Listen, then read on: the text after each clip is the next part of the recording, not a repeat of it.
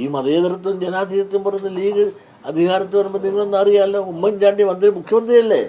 ആ മുഖ്യമന്ത്രി ആയിരിക്കുമ്പോൾ ഇവിടുത്തെ ജനാധിപത്യത്തെ തകർത്തവരല്ലേ ഇവർ. മലപ്പുറത്ത് പ്രഖ്യാപിച്ചില്ല അവരുടെ മന്ത്രിമാരും വകുപ്പും. ഈ കോൺഗ്രസ്സുകാർക്ക് വല്ലതും ചെയ്യാനെത്തോ? ഏറാമൂന്ന് മാത്രമല്ല ചെയ്തത്. അപ്പം ജനാധിപത്യത്തെ ഹൈജാക്ക് ചെയ്തവരല്ലേ, ജനാധിപത്യം കശാപ്പ് ചെയ്തവരാണ് ലീഗുകാർ. അവിടെ ദാർഢ്യവും അഹങ്കാരവും മണി പവറും മസിപ്പവറും മാൻ പവറും ഉണ്ട് എന്നുള്ള തോന്നലോടുകൂടി ആരോട് എന്ത് ചെയ്യാനുള്ള അഹങ്കാരം.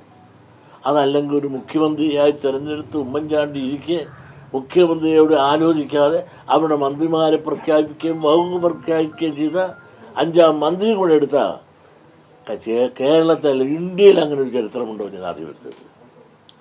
ആ ചെയ്ത ആളുകളാണ്. ഇവിടെ മതേതരത്വം പറയും, അവരെല്ലാം നീതി ന്യായം വിട്ടൊന്നും ചെയ്യുന്നില്ല എന്ന് പറയുന്നത്. അവരുടെ കാര്യം വരുമ്പോൾ അവരിൽ ആരാണ്? ലീഗിൽ തന്നെ സമ്പന്നർക്കല്ലേ മാർഗമുള്ളൂ. നിങ്ങളെടുത്ത് നോക്ക്, ആ ലീഗിന് മലപ്പുറത്ത് എത്ര കോളേജുണ്ട്?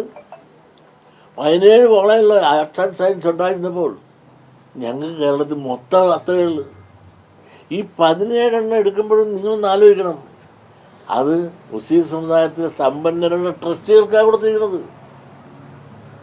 അല്ലാതെ പാവങ്ങൾ അല്ലെങ്കിൽ അവരുടേതായ സമുദായത്തിൻ്റെ ആളുകൾക്കല്ല. അപ്പം ലീഗ് എന്ന് പറഞ്ഞാൽ അത് മലപ്പുറം പാർട്ടിയാണ്.